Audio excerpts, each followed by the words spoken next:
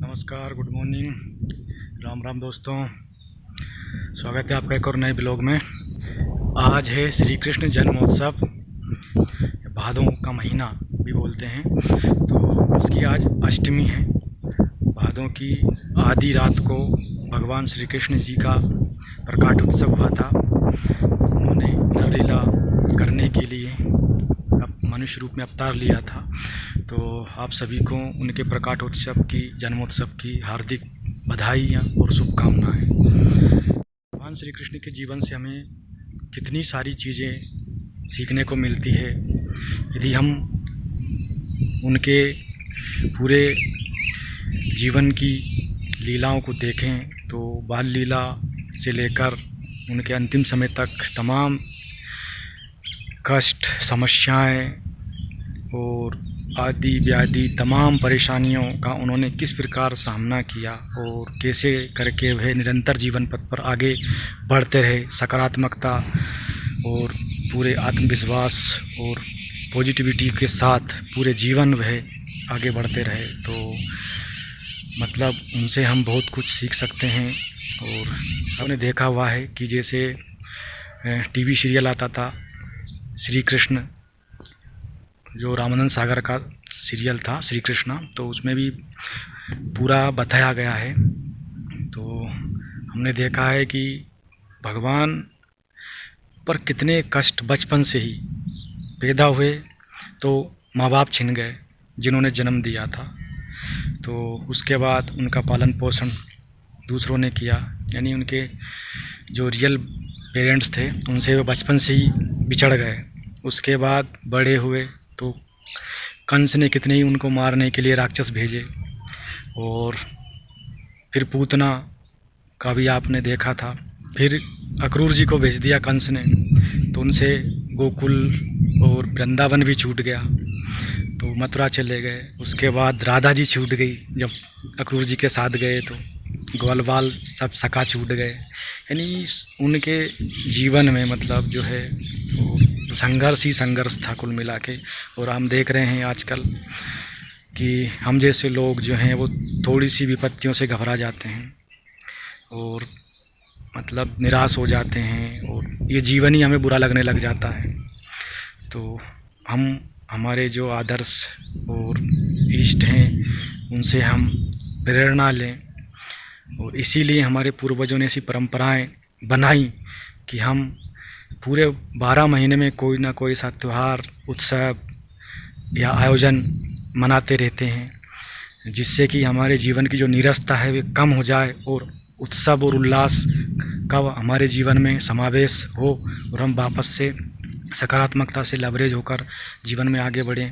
तो ऐसे ही भगवान श्री कृष्ण से हमें प्रेरणा मिलती है। और आगे आपने देखा कंस का वध किया और तमाम वहाँ पर भी उनके साथ में बहुत दिक्कतें हुई।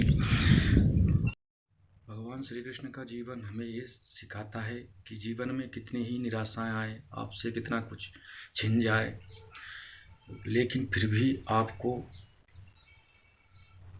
सकारात्मक और प्रसन्नता के साथ हमेशा उन चुनौतियों का, उन समस्याओं का सामना करते हुए आगे बढ़ते रहना है। भगवान श्री कृष्ण ने प्रतिज्ञा ली थी कि मैं इस युद्ध में धनुष नहीं उठाऊंगा। महाभारत युद्ध का जो समय था उसमें, तब भगवान सो रहे थे और हमने देखा था कि दुर्योधन आता है और भगवान के सिर की तरफ जाकर बैठ जाता है, और अर्जुन आता है तो भगवान के पैर थे तो वहाँ पर पास में जाकर बैठ जाता है पैरों की तरफ।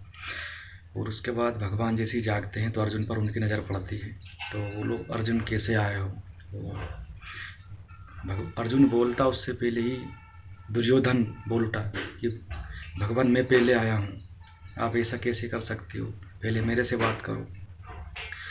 तो उन्होंने कहा कि ठीक है दुर्योधन, आप बताओ किस उद्देश्य से आए हो। उन्होंने कहा कि भगवान मैं कुछ मांगने आया हूँ, क्योंकि दुर्योधन चतुर आदमी था, उसने पता था कि भगवान धनुष उठाएंगे नहीं, तो क्यों ना मैं भगवान की सेना मांग लूँ।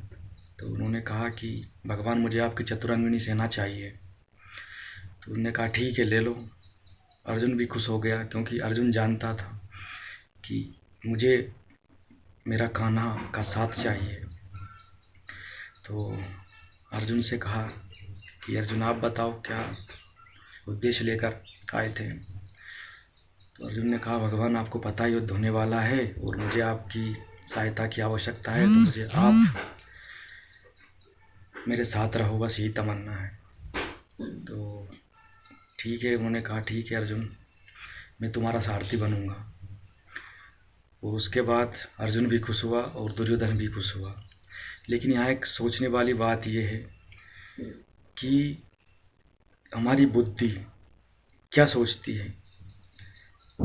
तो जहाँ समझदारी अर्जुन ने करी या दुर्योधन ने करी, ये बात की विषय वस्तु है। लेकिन एक बात हमें जीवन में ये याद रखना चाहिए कि दुनिया हमारे साथ हो ना हो, लेकिन ईश्वर का साथ हमारे लिए बहुत ज़रूरी है। जैसे कृष्ण भगवान का साथ अर्जुन को मिला और वह युद्ध जीत गए, जबकि दुर्योधन के पास तमाम बड़े बड़े उस वक्त के राजाओं की सेना और भगवान कृष्ण की भी सेना उसकी तरफ थी। कर्ण जैसा दोस्त था महाबलशाली, भीष्म पितामह, गुरु द्रोण, आचार्य, तमाम एक से एक धुरंधर महावट योद्धा और दुर्योधन के साथ थे। लेकिन फिर भी युद्ध की जीत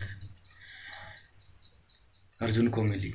तो कहने का तात्पर्य यही है कि हमें ईश्वर का साथ होना चाहिए, जमाना साथ दे ना दे।